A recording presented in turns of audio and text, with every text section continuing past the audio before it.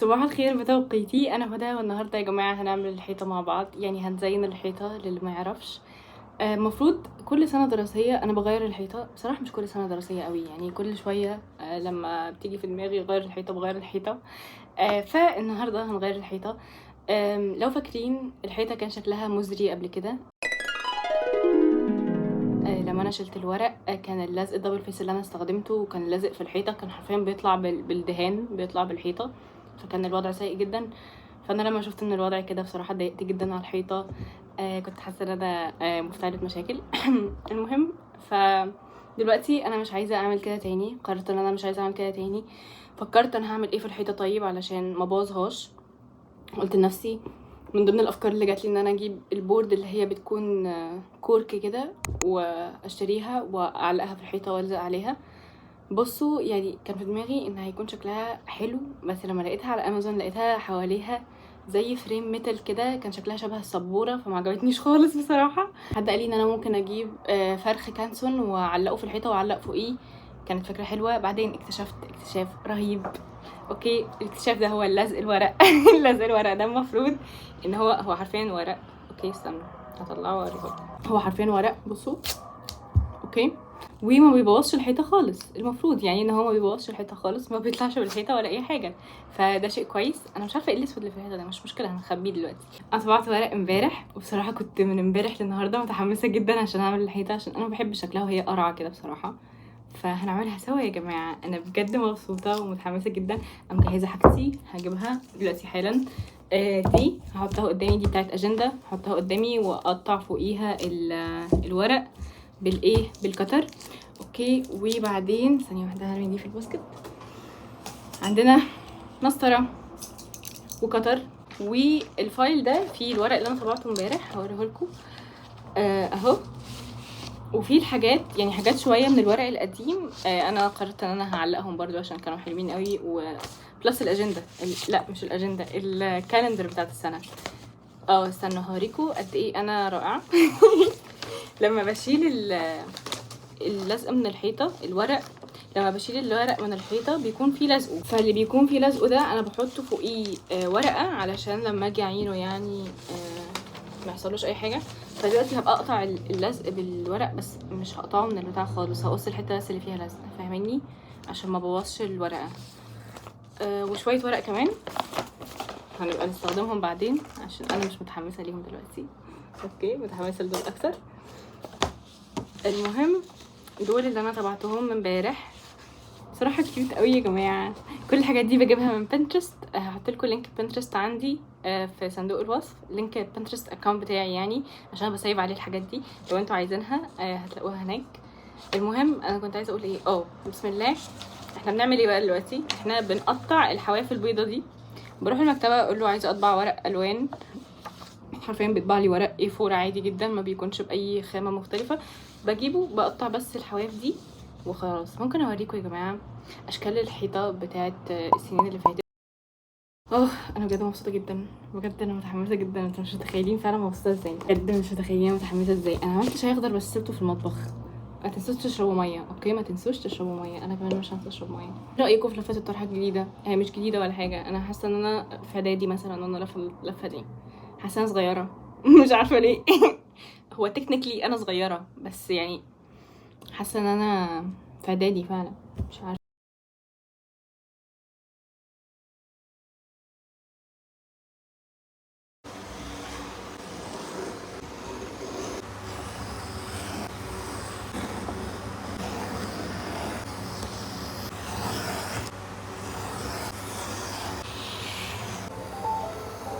Inspired from Japanese culture too. I just like gain or anything this whole time. It's actually great. Yes, I'm wearing basically a diaper, but like it's not actually a diaper. Because I can't stand to put my clothes on or my socks on. Giving you guys don't have to. It's just that I don't know if it's gonna sell out, because the last time I did the exclusive Swami Cat thing, it sold out, and then it created this whole issue where everyone that bought it on the main account a week later got it shipped out a month later, because we sold out of all of the hoodies that we already made. So then once the main account, when I say the main حاسه انا تعبت شويه. انا عملت طبعت 21 ورقة. اوكي،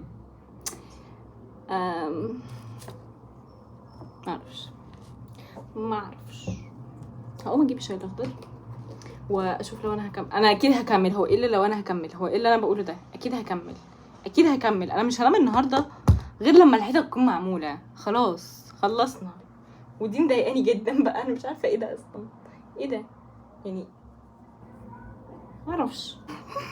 خلاص انا بقيت متضايقه من كل حاجه. اهدي يا هدى اهدي. اوكي يا جماعه، اوريكم الزرع. اوكي، عشان دي اكتر حاجه بحبها في الحياه. هوريها لكم، استنوا. انظروا انظروا، ده شباك مبدئيا يعني، وانا فاتحه شباك، ودي مرايه كانت اتكسرت ولونتها وبتاع، وده الزرع. شكله كيوت صح؟ شكله تحفه. انا جبت الشاي الاخضر ووريتكم الزرع، وانا حاسه ان انا مبسوطه دلوقتي. الشاي الاخضر بالنعناع عادي، وبعدين بسيبه يبرد، بعد كده بحط عليه ميه ساقعه عشان يبقى ساقع، علشان بصراحه الجو حر قوي على اني اشرب شاي اخضر سخن. والاكتشاف ده انا اكتشفته السنه اللي فاتت، مش اكتشاف او اكتشفته السنه اللي فاتت.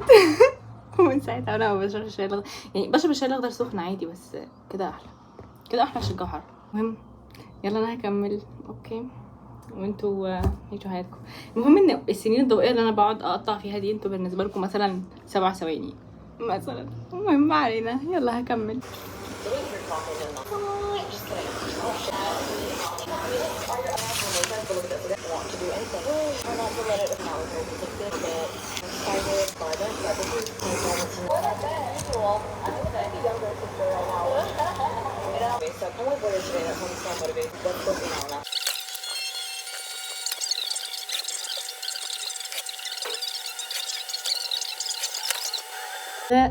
عملنا كل الورق ما عدا 4 ورقات، سبتهم علشان حاسه ان المكان مش هيكفي، فانا هعلق دول الاول وهشوف الدنيا هيكون فيها ايه، لان في برضو الورق اللي انا كنت عينته من المره اللي فاتت.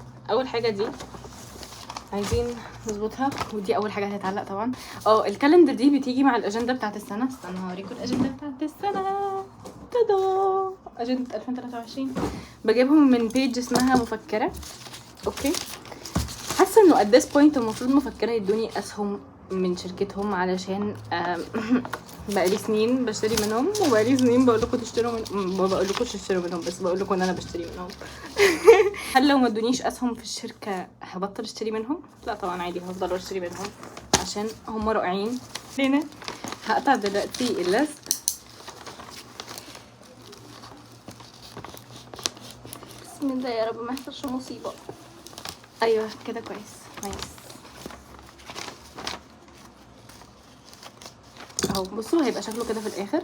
اوكي، ودي خلاص هنرميها. شكرا جدا. متخيلين انا بجد الاسابيع اللي فاتت كنت مشغوله جدا جدا جدا، وكنت كل شويه اعدي قدام المكتب وابقى متضايقه ان انا ما عنديش وقت خالص اعمل الحيطه. كنت بجد ببقى متضايقه. الحمد لله ان انا دلوقتي عندي وقت اعملها. الاجازه دي كانت اجازه مليئه بالحاجات بجد، عملت حاجات كتير قوي فيها. الحمد لله الحمد لله الحمد لله.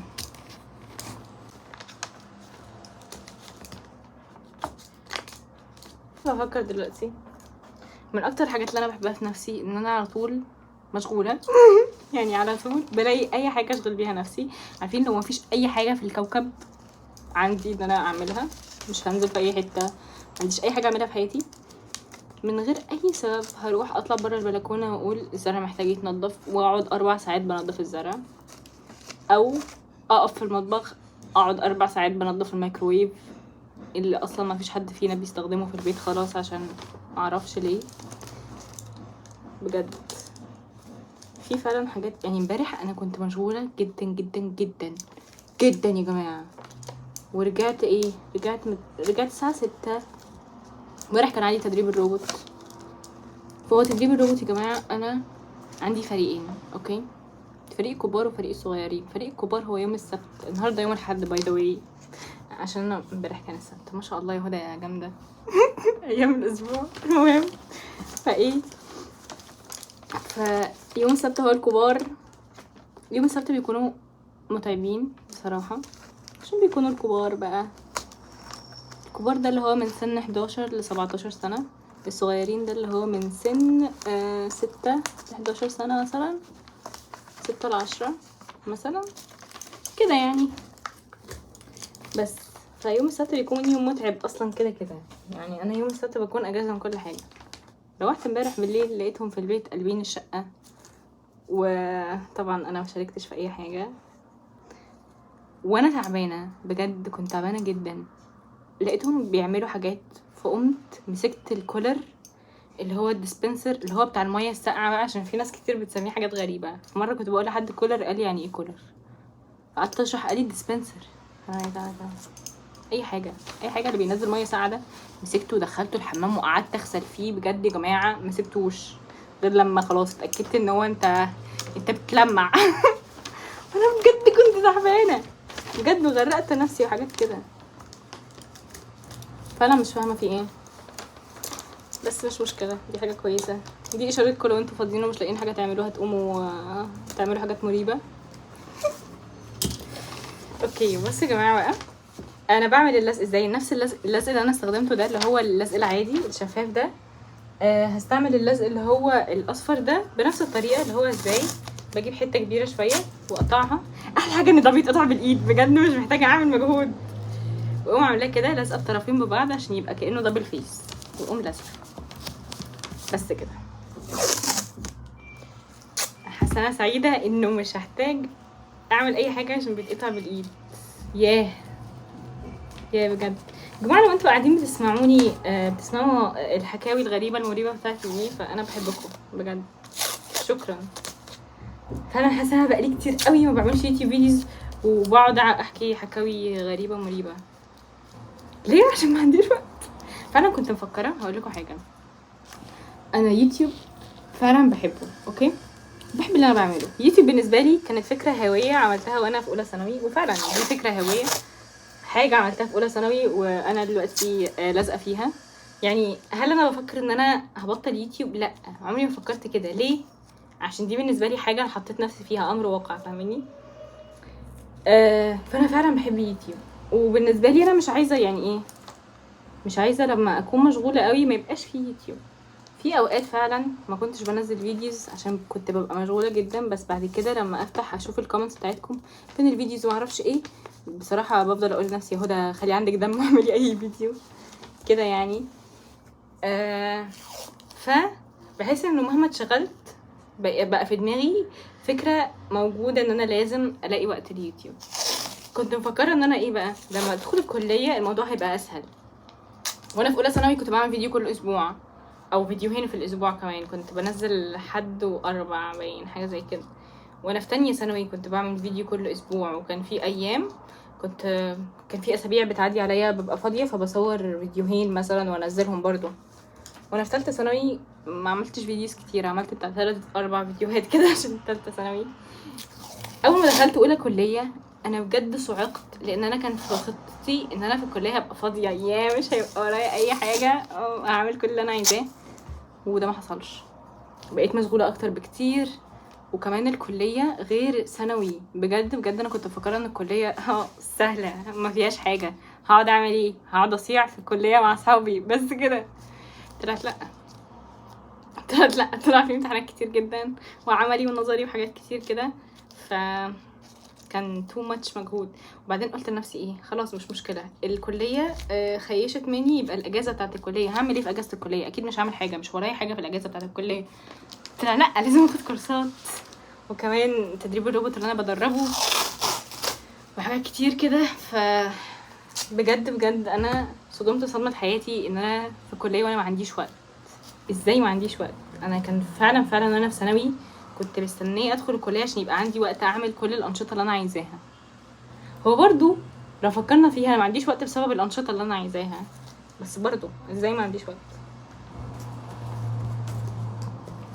بس الحمد لله بحس ان انا يعني معرفش، بحس ان انا لازم اكون ممتنه على طول لكل حاجه. يعني حتى لو انا ما عنديش وقت، الحمد لله ان انا ما عنديش وقت، عشان اكيد لو انا عندي وقت دي مش هتكون حاجه كويسه ليا. الحمد لله دلوقتي الحمد لله انا قادره انظمها بشكل كويس، يعني كل حاجه واخده حقها بشكل كويس. الحمد لله يا رب تفضل كده على طول. هو الحياه ما بتفضلش كده على طول، هيجي وقت هحس ان كل حاجه ضاربه فوق بعضها واقعد اعيط بقى وانا ما عنديش وقت اعمل حاجه بس عادي دي بتحصل علشان احنا عايشين في الدنيا مش عايشين في الجنة. يا رب لما كلنا ندخل الجنة تبقى كل حاجة مثالية، يا رب نتقابل في الجنة يا جماعة. اهي يا جماعة اتعلقت، حاسة ان شكلها كيوت، شكلها حلو. عايزة اعلق الباقي، دي اتقطعت مني وانا بعملها بس مش مشكلة. هعلق الباقي بقى، هحط اللزق واعلق الباقي دلوقتي حالا. انا حاسة انا مبسوطة جدا.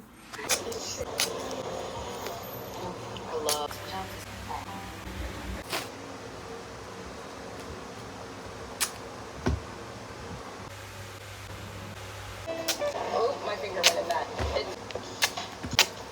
That's really good.